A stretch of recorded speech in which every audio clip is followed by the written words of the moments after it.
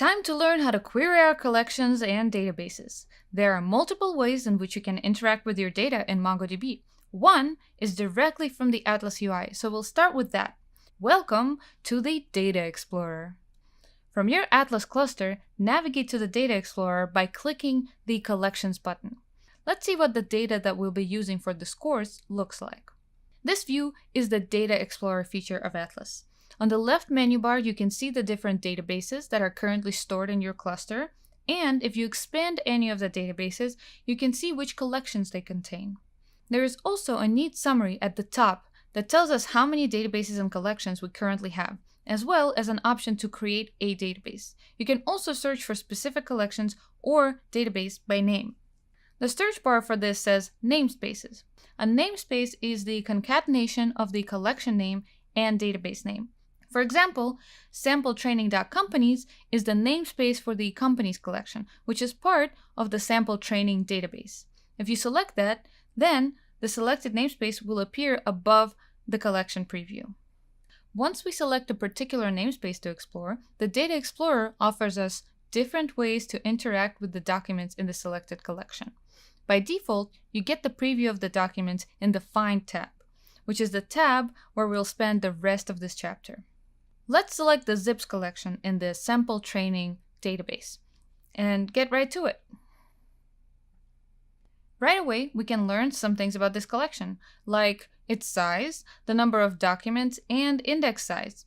They're all listed at the top of the Data Explorer. We will discuss indexes later in this course. For now, it's good to know that there are almost 30,000 documents in this collection. In the Find view, we can only see 20 documents at a time on one page. We even get this nice view of the document where I can see the name and value of each field, and the JSON notation with things like curly brackets and quotes around the field names is all stripped. I can easily see the structure of these documents and can expand the fields that contain more complex types of values, like arrays and subdocuments. Now, the question is, how can we query this collection? Let's say I want to see all the documents where the state is New York. For this, I navigate to the filter field and enter a valid JSON query, specifying the field name and value that I'm looking for. The UI is so nice to remind me of the format that is expected of a query, so I follow this format and enter curly bracket, state in quotes, colon, New York in quotes. This yields a lot of results, and we see the first 20 of them. I want to narrow the amount of results so that they all fit on the same page. So let's add another criteria to this query and look for all documents where the state is New York and the city is Albany. When I issue a query like that, all documents that have these exact two fields in them with these exact values will be returned.